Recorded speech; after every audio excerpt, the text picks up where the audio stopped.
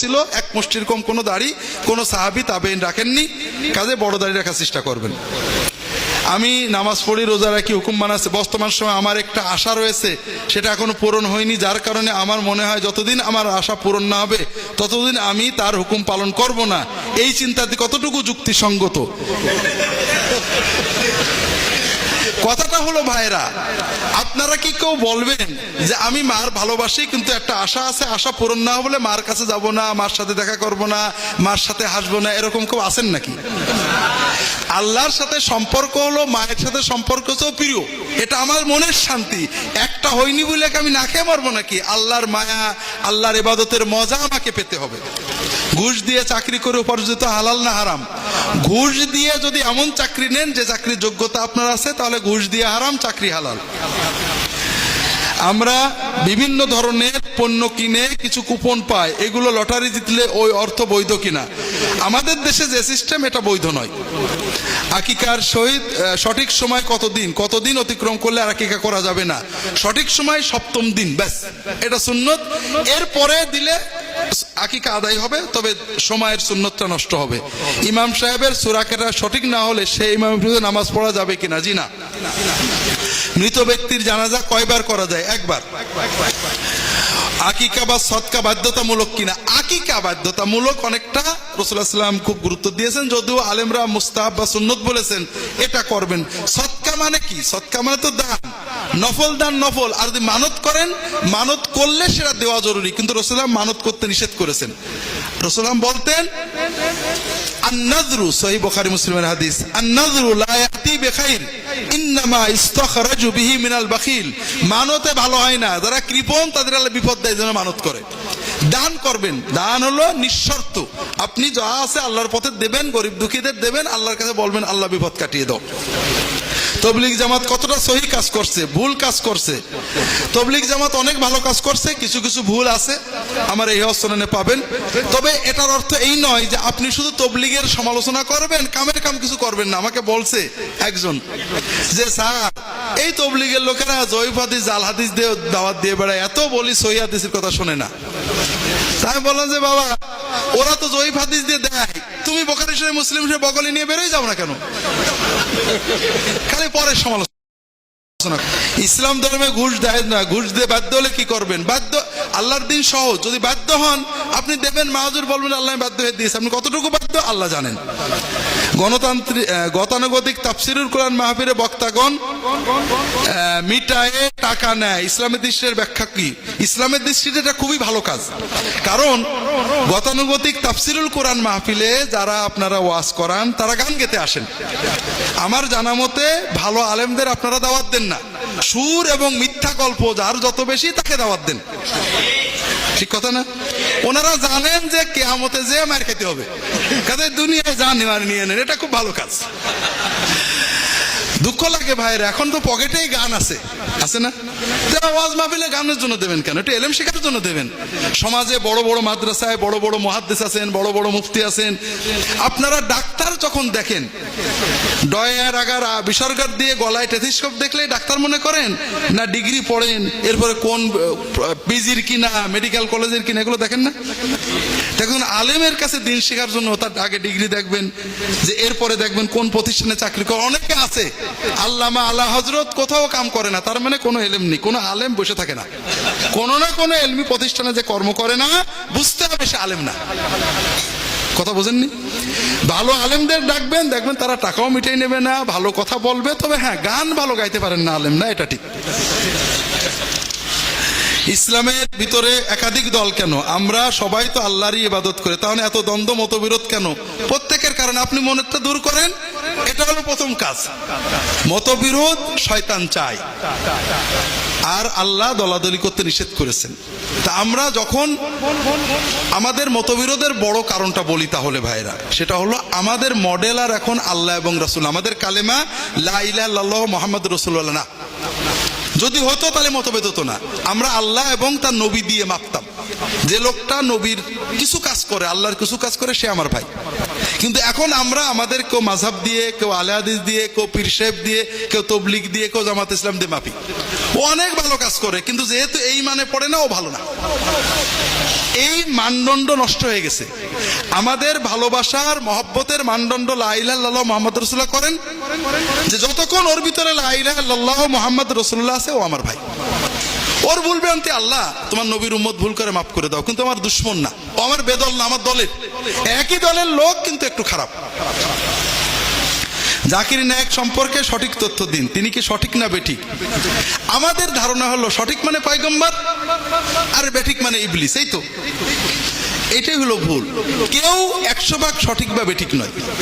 Doctor Zakir Naik দিনের ভালো দায়ী, আমরা তাকে মহব্বত করি। তিনি বিভিন্ন ধর্মের তুলনায় খুব ভালো কথা বলেন, সহি কথা বলেন, দিনের আম কথা, তাওহীদ সুন্নতে ভালো কথা বলেন। তবে তিনি ফিকহের আলোচনা না করলে ভালো করতেন। তিনি এই যে ফিকহি মাসলা, উনি শাফিঈ মাযহাবের মানুষ, ওনার বাপ দাদা 14 গোষ্ঠী শাফিঈ। উনি মসলার কথা এবং সৌদি আলেমদের অনুসরণ করেন, তারা হাম্বলি। এতে মসলা বলেন যখন উনি উনার কায়দায় বলেন, আমাদের দেশের সাথে মেলে না। কিন্তু উনার তাওহীদ সুন্নত, দিনের আল্লাহর হক, বান্দার হক, বিভিন্ন ধর্মের তুলনামূলক কথাগুলো ভালো। আর ফিকহি মসলায় যেগুলো বলেন, আমরা অনেক কিছুর সাথেই একমত না, আমরা মনে করি উনার মসলাটা ভুল। কিন্তু উনার ফিকহি দু একটা মসলায় মতবিরোধের কারণে উনার এই হাজার হাজার নেক আমল বাতিল হয় না। আমরা এখন আমাদের তো বলেছি, আমাদের মানদণ্ড তো আল্লাহ আল্লাহ রসুল না, আমাদের মানদণ্ড আমাদের মাযহাব। উনি যেহেতু আমাদের মাযহাবের বাইরে বলেন, কেন উনি ভালো না? এই মানদণ্ড নিয়ে আল্লাহর কাছে কি হবে আমার বড় কষ্ট লাগে। দ্বিতীয় কথা হলো, আমরা যে জাকির নায়েকের বিরুদ্ধে বলি, মাশাআল্লাহ তাবারাকাল্লাহ, আমাদের বড় বড় হাস্তি আল্লামা উলামায়ে কেরাম জাকির নায়েকের বিরুদ্ধে হাই ফাই মাহফিল করেন, বিশাল বিশাল 6 ঘন্টা মাহফিল ওয়াজ হয় শুধু জাকির নায়েকের আহলে হাদিসের বিরুদ্ধে। কিন্তু সেখানে নাস্তিকতার বিরুদ্ধে, ধর্মান্তরের বিরুদ্ধে, শিরিকের বিরুদ্ধে, কবর পূজার বিরুদ্ধে, সুদ ঘুষের বিরুদ্ধে একটাও কথা হয় না। মাহফিলটা কেমন হলো? খুবই ভালো। এই যে উলামায়ে কেরাম জাকির নায়েকের বিরুদ্ধে বলছেন, আলহামদুলিল্লাহ, এতে আল্লাহ তাআলা কতটুকু খুশি আমি জানি না, শয়তান কতটুকু খুশি তাও জানি না। তবে আমরা ময়দানে কাজ করে দেখেছি, খ্রিস্টান ধর্ম যারা প্রচার করেন, হুজুররা জাকির নায়েকের বিরুদ্ধে বলাতে তারা মহা খুশি। কারণ জাকির নায়েকের লেকচার যারা শোনে, তারা আর খ্রিস্টান হয় না। এই জন্য তারা বলে, দেখো না জাকির নায়েক মিছা কথা কয়, হুজুররা বলেছে। সম্মিলিত মোনাজাত করা যাবে কিনা? সম্মিলিত মোনাজাত করা যাবে না কেন? কথা হলো কখন। আপনি যদি বলেন জামাতে নামাজ পড়া যাবে না, আমি কি বলবো? যাবে না, যাবে না। আপনি আলহামদুলিল্লাহ, আমরা এখন থেকে প্রতি রাত্রে মসজিদে তাহাজ্জুদের নামাজ জামাতে পড়বো। মশলাটা কি হলো? আপনি কোথার মশলা কোথায় নিয়ে গেলেন? কথাটা হলো, আমরা যে 5 ওয়াক্ত নামাজ পড়ি, এরপর রাসূলুল্লাহ সাল্লাল্লাহু আলাইহি ওয়াসাল্লাম একাকী মোনাজাত করতেন, জামাতে করতেন না। মাঝে সাথে কেউ জামাতে করেছে, আমরা বেদাত বলছি না, এটাকে রীতি বানানো এটা আমাদের উচিত নয়। তবে প্রয়োজনে বিভিন্ন সময় রাসূলুল্লাহ সাল্লাল্লাহু আলাইহি ওয়াসাল্লাম একসাথে মোনাজাত করেছেন। ছাত্র, আমি 2 বছর যাবৎ ফজরের নামাজ জামাতের সাথে আদায় করতে পারছি না, কিন্তু অন্য 4 ওয়াক্ত নামাজ জামাতে আদায় করি। ফজরের নামাজ জামাতের সাথে আদায় করার জন্য মোবাইল ফোন অন্যান্য আমল করেছি, কিন্তু কোনো কিছুতেই সম্ভব হচ্ছে না। আমি কি করতে পারি? সম্ভব না হওয়ার কারণ ঘুমাতে দেরি হয়, সম্ভবত একটু আগে ঘুমাতে হবে। ইনশাআল্লাহ হবে, আল্লাহর কাছে দোয়া করো, বলো। অর্থাৎ বন্ধু অনেকে আছে যারা ডেকে দেবে, ইনশাআল্লাহ সম্ভব হবে, আল্লাহর কাছে তৌফিক চাও। কবর দেখলে সালাম দিতে হয়, কিন্তু যদি হিন্দু বৌদ্ধ খ্রিস্টানের কবরে সালাম দেওয়া হারাম না, মুসলমানকে সালাম দিতে হয়। অন্যদের কবর দেখলে মৃত্যুর কথা স্মরণ করতে হয়, 100 কবরে যেতে হবে, এটাই। যারা কবরে ভক্তি করে, তাদের জানা কবরে সেজদা বা ভক্তি করে, কবরে সিজদাকারী মুশরিক, তার কোনো, তিনি মুসলমান নন। আজকাল যুগে মুসলমানের ঘরের মেয়েরা হয়েও তারা বিদ্রোহী কালচার মেনে নিচ্ছে, বিদেশি কালচার, তাদের পোশাক ব্যবহার ইসলামিক নেই। এই অবস্থায় ডিজিটাল যুগে আমরা কি করতে পারি? খুব সহজ কথা, মুসলমান মেয়েরা খারাপ না, আপনারা তাদের কাছে দিন পৌঁছাতে পারেননি। ফাসেক ফাজের পাপীরা তাদের কাছে পাপটা পৌঁছে দিয়েছে, তারা না বুঝেই এর পিছনে চলে গেছে। প্রথমে পিতামাতার দায়িত্ব সন্তানদেরকে ইসলামী ধারায় পালন করা, সমাজের মানুষের দায়িত্ব তাদের কাছে দ্বীনের দাওয়াত পৌঁছানো, তারা ভালো হবেন। কিছু মানুষ খারাপ থাকবে। তাবিজ মানলে কি শিরক হবে? তাবিজ হাদিসে শিরকি বলা হয়েছে, ঝাড়ফুঁক জায়েজ, সুন্নত আছে ফু দেওয়া। তবে তাবিজ হাদিসে শিরক বলা হয়েছে। অনেক আলেম বিশেষ বিশেষ শর্তে জায়েজ বলেছেন। আমার রাহে বেলায়েত বইটা পড়েন। মৃত্যুর পূর্বে নিজের কাফন তৈরি করা জায়েজ আছে, দোষ নেই। মসজিদে সালাম ফিরিয়ে সম্মিলিত মোনাজাত, আমার ইহয়া সুনান পড়েন। কাপড়ে টেট্রন দেওয়া যাবে কিনা, দোষ নেই। হা পাতা শার্ট পরে নামাজ হবে কিনা, হবে। এই শেষেরটা বলি, আমরা অনেকে বলি হা পাতা কাপড় পরে নামাজ মাকরু হয়, কথাটা ঠিক না। হাতার ফুল থাকলে গুটালে মাকরু হয়। রাসূলুল্লাহ সাল্লাল্লাহু আলাইহি ওয়াসাল্লাম অধিকাংশ সময় কোন কাপড় পরতেন? নামাজে, গায়ের নামাজে। আমরা হজে যেটা পরি, হজে পরা দেখেননি? হজের কাপড়, হ্যাঁ, এহরাম একটা পরে একটা গায়ে দেয়, ঠিক না? এহরাম পরে যখন আমরা নামাজ পড়ি, আমাদের কোনোই কি ঢাকা থাকে না খোলা থাকে? তো কে বলেছে নামাজে কোনোই ঢাকার বিধান আছে? না, আপনি চাদর পরে গেঞ্জি গায়ে, অর্থাৎ কাঁধ ঢাকা, এটা জরুরি। কাঁধ খোলা রাখলে নামাজ মাকরু হবে। কিন্তু কাঁধ ঢেকেছেন চাদর দিয়ে, গেঞ্জি দিয়ে, ভালো করে এহরামের দিয়ে, কোনোই খোলা থাকলে নামাজের কোনো ক্ষতি হবে না। তবে আমার হাতা বড় আছে, গোটালে, এমন কোনোই না, একটু গোটালেও হাদিসে নিষেধ আছে, এটা নামাজের আদবের খেলাফ। এগুলো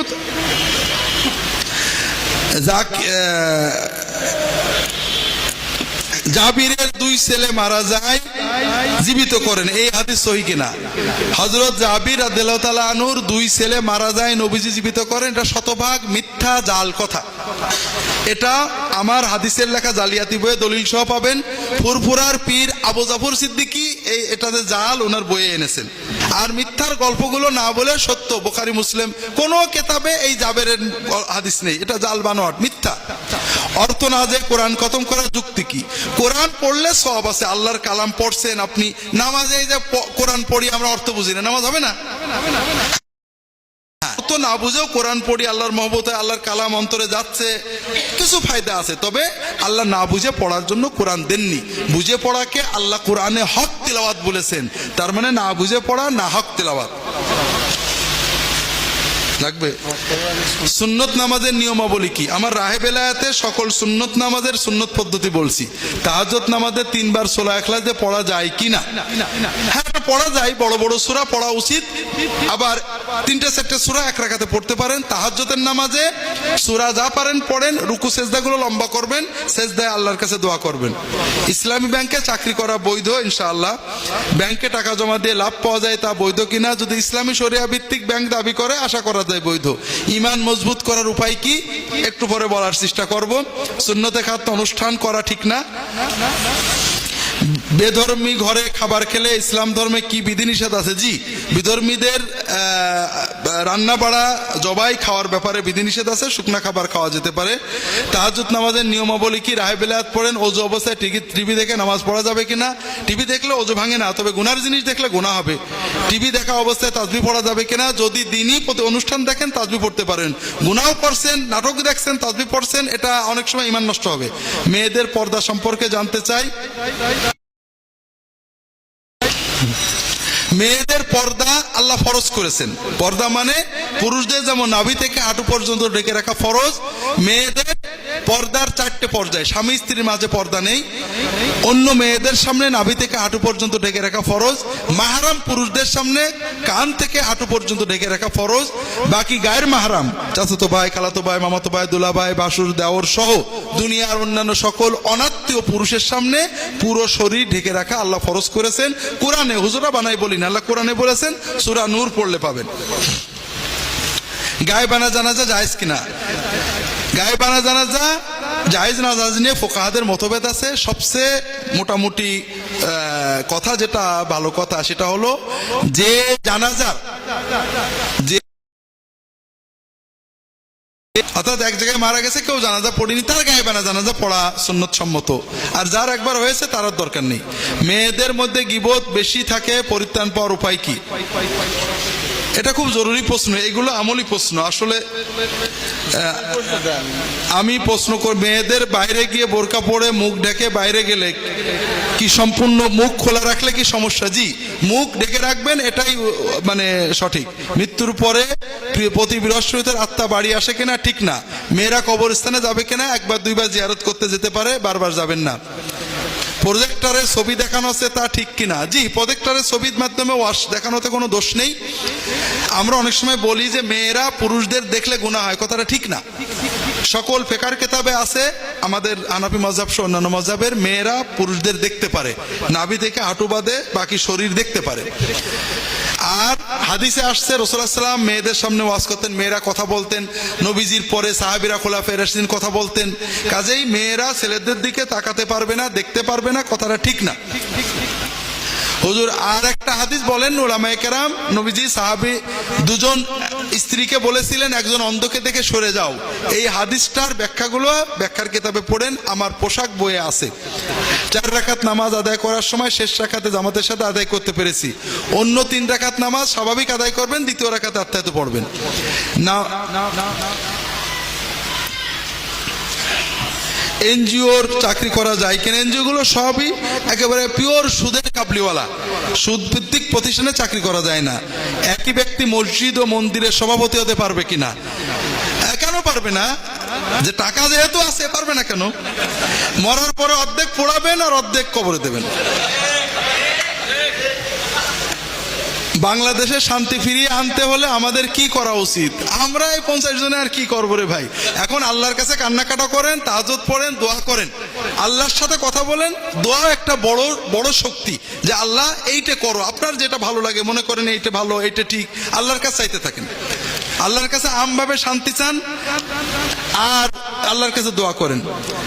আপনি যে 2টি বইয়ের নাম বললেন তা কি কি? আমার বইগুলো এখানে আছে। আল্লাহর ওলি হওয়া, আমল ইত্যাদির জন্য রাহে বেলায়েত বইটা পড়বেন, সকল মাসনুন দোয়া ইত্যাদি আছে, নামাজের সুন্নত ইত্যাদি একটা অধ্যায় আছে, নামাজের পদ্ধতি। আর ইহয়াউস সুনান হলো সুন্নত বেদাত বোঝার জন্য। আর এই শিরিক কুফর বোঝার জন্য ইসলামী আকীদা নামে একটা বই আছে, ইমাম আবু হানিফা রাহমাতুল্লাহ আলাইহির লেখা আল ফিকহুল আকবর বইটা আছে, আমার অনুবাদ। মসজিদে বা মাজারে কোনো কিছুর জন্য মানত করা, এটা হলে আমি জিনিসটা দেব, কি করা যায়? মাজারে মানত করা শিরক। মানত হবে আল্লাহর জন্য। মানত কার জন্য? মানত কার জন্য? আল্লাহকে খুশি করতো। মাজারে মানত করলে শিরিক হয়, কারণ আল্লাহ তো মসজিদে দিলে দেখতো, আপনি মাজারে নিয়ে গেলেন কেন? আপনি সচেতন মানুষ, আপনি জানেন মসজিদে দিলে আল্লাহ দেখবে, আর মাজারে দিলে আল্লাহও দেখবে, হুজুরও দেখবে, আল্লাহও খুশি, বাবাও খুশি। এক ঢিলে, হ্যাঁ, আর এক ঢিলে 2 পাখির নাম কি? শিরক। মানে আপনি শরিক করলেন, একই সাথে 2 বউ, বউয়ে শরিক হয়ে গেল, একই সাথে 2 স্বামী, স্বামীতে শরিক হয়ে গেল, আর একই সাথে 2 মাবুদ, মাবুদে শরিক হয়ে গেল। খবরদার, কোনো মাজারে মানত করলে মসজিদে দিয়ে দেবেন। স্বামীর জন্য স্ত্রীর দোয়া কবুল হবে কিনা? জি, হবে ইনশাআল্লাহ। 7 জনের জন্য একটা গরু আকিকা দেওয়া যায় কিনা? আকিকার ব্যাপারে হাদিসে মূলত ছাগল দিতে বলা হয়েছে, গরুর ভাগ হওয়ার কথা নেই। তবে আলেমেরা জায়েজ বলেছেন, সুন্নতে পাওয়া যায় না। তবলিগ জামাতের উৎপত্তি কোথায়? রাসূল পাক সাল্লাল্লাহু আলাইহি ওয়াসাল্লাম তবলিগে চিল্লায় যেতেন কিনা? তবলিগ দিনের প্রচারের জন্য ভালো, এটা একটা শিক্ষা প্রতিষ্ঠান। সিলেবাস নিয়ে ঝগড়া করে লাভ নেই। তবে তবলিগের ভিতরে অনেক কিছু সুন্নাতের খেলাপ আছে, কিছু জাল জয়ীফ হাদিসের প্রচলন আছে, কিছু বিষয়ে তারা ভুল করেন। এগুলো আলেমুল আমাদের পরামর্শ দেবেন, যদি সংশোধন করেন আলহামদুলিল্লাহ। যেমন একটা সিলেবাস, একটা মাদ্রাসার সিলেবাসের ভুল আলোচনা করেন, কিন্তু মাদ্রাসার সিলেবাসে গলত আছে বলে মাদ্রাসা বন্ধ করেন না। তারা যদি না সারে আপনি আরেকটা মাদ্রাসা করেন। কথা কি বুঝতে পেরেছেন? স্বামীর পায়ের নিচে স্ত্রীর বেহেশত, এটা জাল কথা। মায়ের পায়ের নিচে সন্তানের বেহেশত, এটা ঠিক কথা। ইসলাম ধর্ম ত্যাগ করলে সেই মুসলমানের শাস্তি কি? ইসলাম ধর্ম ত্যাগ করলে সেই মুসলমানের যদি বুঝে শুনে তাকে দাওয়াত দিতে হবে, না হলে ইসলামী রাষ্ট্রীয় বিচার থাকলে তার মৃত্যুদণ্ড হবে। অনেকে ও সময় খ্রিস্টানরা বলে তোমাদের ধর্ম খুব কঠিন, মৃত্যুদণ্ড। আর বাইবেলে আছে, কেউ যদি বাইবেলের ধর্ম ত্যাগ করে, ত্যাগ করা না, যদি একটা গুনাহ করে তাকে আগুনে পোড়াই মারতে হবে। কি করতে হবে? তওবা করার সুযোগ নেই। রাসূল সাল্লাল্লাহু আলাইহি ওয়াসাল্লামের বিরুদ্ধে কটাক্ষ করলে আমাদের কি করা উচিত? আমাদের প্রতিবাদ জানানো উচিত, দাওয়াত দেওয়া উচিত, অবশ্যই শরিয়াসম্মত ভাবে। লালন শাহের মাজারে যাওয়া কি যাবে? লালন শাহের মাজারে গেলে আপনি যাওয়ার সঙ্গে সঙ্গেই বেঈমান হয়ে যাবেন। কারণ যেখানে শিরিক কুফর হয় সেখানে যাওয়া মানে শিরিক কুফরের দল ভারী করা, কোনো কারণেই যাওয়া যাবে না। সবচেয়ে বড় কথা ভাইয়েরা, বড় আফসোস লাগে, মাকে রেখে এই খালার বাড়ি ওই মাওই বাড়ি বেড়াচ্ছেন, মা ঘরে বসে আছে। এর চেয়ে পাগল কেউ আছে? আপনার মালিক আপনাকে ভালোবাসেন, মায়ের চেয়েও কোটি গুণ বেশি ভালোবাসেন। সে মালিকের কাছে না যে কোথায় মাজার কোথায় দরগা খুঁজে বেড়াচ্ছেন, খুবই কষ্ট লাগে ভাইয়েরা। যাই হোক, অনেক লম্বা হয়ে গেল, আমার কথা বলার সময় কমে গেল। আমি আপনাদের বেশি লম্বা কথা আর বলতে পারবো না। সংক্ষেপে একটা কথা বলবো, যে কথাটা হয়তোবা আমাদের জীবনে কাজে লাগতে পারে। আল্লাহ তাআলা সবাইকে তৌফিক দান করুন, আমিন। যেহেতু কথা অনেক বলার চিন্তা ছিল, আমি সব কথা বলতে পারবো না। আর জীবনে কখনো দেখা হবে কিনা জানি না, কারণ আমি মরে যেতে পারি, আপনারা মরে যেতে পারেন, ঠিক না বেঠিক ভাই? যে বিষয়টা আমাদের সবচেয়ে দরকার, যেটা প্রথমে বলেছিলাম ভাইরা, সেটা হলো আল্লাহর সাথে সম্পর্ক, ঠিক না? এই দুনিয়াতে মানুষের জন্য, ইচ অ্যান্ড এভরি, প্রত্যেক মানুষের জন্য, নারী পুরুষ বুড়ো গুড়ো বুদ্ধিমান সবার জন্য সবচেয়ে সহজ কাজটা কি? আমার প্রশ্নটা কি বুঝেছেন? দুনিয়াতে মানুষের জন্য সবচেয়ে সহজ কাজ কি? আমি বলি, দুনিয়াতে মানুষের জন্য সবচেয়ে সহজ কাজ হলো আল্লাহর ওলি হওয়া। কথা বোঝেননি? বুঝেছেন তো, বিশ্বাস করেননি। বিশ্বাস করলে সবাই সুবহানাল্লাহ বলতো, কারণ আমি জানি আপনারা বিশ্বাস করেননি। কেন বিশ্বাস করেননি সেটা আমি আগে বলি, সময় কম। আসলে উলামায়ে কেরাম যদি এখানে থাকেন একটু লক্ষ্য করবেন, এই যে আমরা মুসলিম উম্মার অনেক কথা বলছি, ঝগড়া ঝাঁটি গোলমাল শিরিক কুফুর, এর কারণ হলো আমরা যারা আপনারা আলেম উলামা, তারা দ্বীনের দাওয়াতটার মূল ভিত্তি আমরা নষ্ট করেছি। আমরা দাওয়াত দিই গল্প দিয়ে। কি দিয়ে? গল্প কোরআনের গল্প না, হাদিসের গল্প না, সাহাবীদের গল্প না। কাদের গল্প? পরবর্তী জামানার বুজুর্গদের অলৌকিক গল্প, ঠিক না? আপনি বলেন তো, আমরা 10 জন সাহাবীর নাম মুখস্থ আছে, কতজন আছি আমরা? কিন্তু 10 জন ওলি আল্লাহর নাম বলতে পারে, আছেন? কারণ কি? আমরা ওয়াইজরা, উলামায়ে কেরাম, ইমামরা রাত দিন যত ওয়াজ নসিহত করি বুজুর্গদের গল্প দিয়ে, ঠিক না? ঠিক না বেঠিক? কিন্তু ভাইরা, বুজুর্গদের গল্প আমাদের এই সকল সমস্যার মূল। আমি বুজুর্গদের বিরুদ্ধে বলছি না, বুজুর্গদের নামে গল্প বলার বিরুদ্ধে বলছি। কারণ কি? ভালো করে বোঝেন। প্রথম কারণ হলো যে বুজুর্গদের নামে যে গল্পগুলো বলি, এর কোনো সনদ নেই। এগুলো মিথ্যা, জাল, প্রতারণা, শয়তানের বানানো না মানুষের বানানো, তাও বলা যায় না। কোথা থেকে এসেছে, কে বলেছে, জানা যায় না। আর কোরআনে এবং হাদিসে সাহাবীদের যে কথাগুলো আছে, এগুলো সব সনদ আছে, এগুলো সত্য মিথ্যা যাচাই করা যায়। কথা কি বুঝতে পেরেছেন? 2 নম্বর কথা হলো, আল্লাহ তাআলা কোরআন কারীমে রাসূলুল্লাহ সাল্লাল্লাহু আলাইহি ওয়াসাল্লামকে আমাদের মডেল বানিয়েছেন, ঠিক না? আর রাসূলুল্লাহ সাল্লাল্লাহু আলাইহি ওয়াসাল্লামের পরে সাহাবীদের মডেল বানিয়েছেন।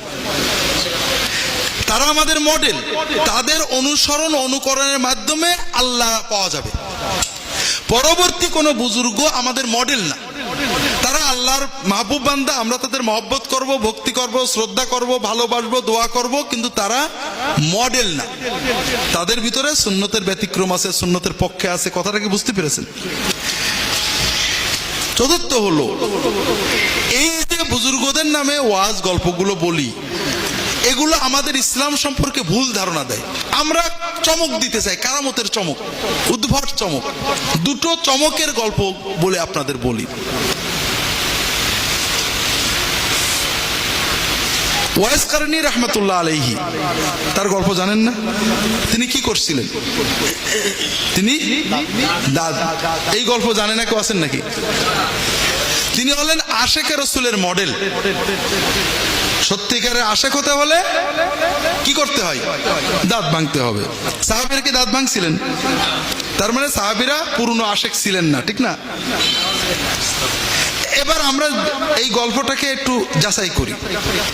আমি যদি আমার পীর ও মুর্শিদ ফিলিস্তিনে গেছেন দাজ্জালের বিরুদ্ধে জিহাদ করতে, মোবাইলে খবর আসলো, স্কাইপিতে খবর আসলো, ফোনে খবর আসলো, আমার পীর ও মুর্শিদ ইহুদিদের গুলি খেয়ে শহীদ হয়ে গেছেন, সঙ্গে সঙ্গে আমি একটা পিস্তল নিয়ে নিজের বুকে নিজে গুলি খেয়ে আমিও শহীদ হয়ে গেলাম, ঠিক না? আমার পীর ও মুর্শিদ যে জান্নাতে যাবেন, আমিও সেই জান্নাতে যাব, ঠিক না? কোথায় যাব? আমার পীর ও মুর্শিদ ইহুদিদের গুলি লেগে তার দাঁত ভেঙে গেছে, হাত কেটে গেছে, খবর পেয়ে আমি হাত কেটে নিলাম, দাঁত ভেঙে নিলাম। পীর ও মুর্শিদের শত্রুর গুলিতে আহত হয়ে যে সওয়াব পেয়েছে, আমি নিজের গুলিতে আহত হয়েও সেই সওয়াব পাবো, ঠিক না? কি পাবো? গুনাহ, হারাম। সচেতন ভাবে কেউ যদি এটা করে হারাম, আর বেহুশে করলে গুনাহও নেই, সওয়াবও নেই। এই গল্পটা জাল, মিথ্যা। এটা ইসলাম সম্পর্কে ভুল ধারণা দেয়। ইসলাম ঘরে বসে নিজের দাঁত নিজে ভাঙতে শেখায় না, লড়াই করে দাঁত ভাঙতে শেখায়। কথা বোঝেননি? যেখানে লড়াই আছে সাহাবীরা লড়াই করেছেন, যেখানে দাওয়াত আছে দাওয়াত দিয়েছেন, যেখানে সবর আছে সবর করেছেন, কিন্তু নিজের ঘরে বসে দাঁত ভেঙেছে এমন ঘটনা আছে নাকি? না। আরেকটা ঘটনা শোনেন, ইব্রাহিম ইবনে আদহামের গল্প জানেন না এমন কেউ নেই, ঠিক আছে না? ইব্রাহিম ইবনে আদহামের গল্প কি? উনি রাজা ছিলেন, রাজত্ব করার সাথে সাথে তিনি আল্লাহর ওলি হওয়ার জন্য ওজিফা আমল করতেন, তাহাজ্জুদ পড়তেন। হঠাৎ একদিন ছাদের উপরে অন্ধকার রাত্রে, গভীর রাত্রে ছাদের উপরে খটখট খটখট শব্দ হয়। ছাদে কে? ছাদ থেকে আওয়াজ আসলো, আমি খিজির। হুজুর আপনি কি করেন? আমি ছাদের উপর উঠ খুঁজি। হুজুর আপনি কি পাগল? ছাদের উপরে উঠ থাকে নাকি? তুমি কি পাগল? রাজপ্রাসাদে শুয়ে আল্লাহ পাওয়া যায় নাকি? তা তো কথা ঠিক। উনি রাজত্ব ছেড়ে দিয়ে জঙ্গলে যেয়ে আল্লাহর ওলি হয়ে গেলেন। এই গল্প শোনেননি? শুনেছেন। এটা ইসলাম? এটা ইসলামে রিপ্রেজেন্ট করে? ইসলাম জঙ্গলে যাওয়া শিখায়? ইসলাম জঙ্গলে যে ওলি হওয়া শেখায় না। ইসলাম শেখায় বাড়ি থাকবে, বউয়ের গাল শুনবে, বউয়ের রাগ হজম করবে, বাচ্চার কোনো কষ্ট করবে, লাঙল চষবে, মাঠে যাবে, চাষ করবে, রিক্সা চালাবে, মানুষের ভালো কথা বলবে, মানুষের গাল শুনে সবর করবে। এইভাবে নিজেকে নিয়ন্ত্রণ করে আল্লাহর ওলি হবে। আর এই যে কথা যে রাজার প্রাসাদে রাজবাড়িতে থেকে আলী হওয়া যায় না, এটা ইসলামের সাথে সম্পূর্ণ সাংঘর্ষিক কথা। সবচেয়ে বড় পীর কে? বড় পীর কে? হ্যাঁ, মাশাআল্লাহ মাশাআল্লাহ। পীর মানে মুর্শিদ হাদি, মানবতার শ্রেষ্ঠ হাদি মুর্শিদ মুহাম্মদ সাল্লাল্লাহু আলাইহি ওয়াসাল্লাম। আর নবীর পরে বড় পীর, বড় হাদি, বড় ওলি সাহাবায়ে কেরাম, বিশেষ করে খুলাফায়ে রাশেদিন, ঠিক না? সেই বড় ওলি যারা ছিলেন তারা কি রাজবাড়িতে রাজপ্রাসাদ দেখে থেকেছিলেন না জঙ্গলে থেকে? খুব ভালো করে বুঝুন। সারা রাত তাহাজ্জুদ পড়ে সারাদিন রোজা রেখে যে সওয়াব হবে, একটা মাজলুমকে জুলুম থেকে বাঁচায়ে, একটা বেদনার্তকে তার চোখের ব্যথা মুছিয়ে দিয়ে, মনের কষ্ট দূর করে, একজন অসহায়কে সাহায্য করে, একজন বিনা চিকিৎসায় মারা যাচ্ছিল তার চিকিৎসার ব্যবস্থা করলে, সারা রাত তাহাজ্জুদ পড়া, সারাদিন নফল রোজা থাকার চেয়ে বেশি সওয়াব হবে। যারা রাজা, যারা শাসক, যারা ডিসি, এসপি, এমপি, মন্ত্রী, যারা সমাজের কর্তৃত্বের জায়গায় আছেন, তারা যদি ফরজ ইবাদতগুলো শুধু পালন করেন আর মানুষের ভিতরে ইনসাফ কায়েম করেন, মানুষের কষ্ট দূর করতে সাহায্য করেন, অসহায়ের পাশে থাকেন, তাহলে আমার মতো আপনার মতো হুজুরের জীবনভর 40 বছর জঙ্গলে থেকে তাহাজ্জুদ পড়া, নফল রোজা রাখার চেয়ে 100 কোটি গুণ বেশি বেলায়েত আল্লাহর কাছে পেয়ে যাবেন। কাজেই ভাইরা, এই মিথ্যা গল্পগুলো আমাদের সামনে বুঝিয়েছে যে আল্লাহর ওলি হওয়া বড় কঠিন। কথা বোঝেননি? এখন আমরা আল্লাহর ওলি হওয়ার চিন্তা বাদ দিছি, ওলি চিনে চিনে সালাম দিয়ে দোয়া নেওয়ার চিন্তায় আছি। আল্লাহ এই জন্য বলেন না, আল্লাহ প্রত্যেক মুসলমানকে ওলি হিসেবে পেতে চান। কথা কি বুঝতে পেরেছেন? আল্লাহর ওলি হওয়া সহজ। কি করে বুঝলাম? আমরা দু একটা কথা বলবো, এবং কি করে আল্লাহর ওলি হতে হয় এজন্য 5-7টা আমলের কথা বলে আমি বিদায় নেব ইনশাআল্লাহ। আল্লাহর ওলি হওয়া মানে আল্লাহকে খুশি করা, ঠিক না? আমরা দুনিয়াতে প্রত্যেকটা মানুষ, ওই ছোট্ট বাচ্চা থেকে শুরু করে আমরা দাড়ি পাকা বুড়ো পর্যন্ত, প্রতিটি মানুষই অন্য কাউকে না কাউকে খুশি করার চেষ্টা করি, ঠিক না? ছোট যখন থাকি বাপ মাকে খুশি করার জন্য পাগল, বাপ রাগ করবে মনে করলে, মা রাগ করবে মনে করলে মিছে কথা কই, ঠিক না? একটু বড় হয়ে বন্ধু বান্ধবীদের, আর একটু বড় হয়ে স্যারেদের, বসেদের, বউকে, স্বামীকে, নেতাকে, বিভিন্ন ভাবে আমরা সবসময় কোনো না কোনো মানুষকে খুশি করার জন্য চেষ্টা করি, ঠিক আছে না? আচ্ছা বলেন তো, এই যে আমাদের আজীবনের অভিজ্ঞতার আলোকে মানুষকে খুশি করা সহজ না কঠিন? হ্যাঁ, সহজ না কঠিন? কঠিন ভাইরা, মানুষকে খুশি করা খুব কঠিন। মানুষ সহজে খুশি হতে চায় না, কথা বুঝতে পারছেন না? আর আল্লাহকে খুশি করা সহজ না কঠিন? আল্লাহকে খুশি করা সহজ। আচ্ছা, দুনিয়ায় মানুষের ভিতরে কাকে খুশি করা সবচেয়ে সহজ? দুনিয়ায় মানুষের ভিতরে মাকে, কারণ মা সবচেয়ে ভালোবাসে, ঠিক না? আর আল্লাহ তাআলা তার বান্দাকে মায়ের চেয়েও 100 কোটি গুণ বেশি ভালোবাসে। কাজেই আল্লাহকে খুশি করা সবচেয়ে, আল্লাহ নিজে বলেছেন, ইদা তাকাররাবা ইলাইয়া আবদি শিবরান তাকাররাবতু ইলাইহি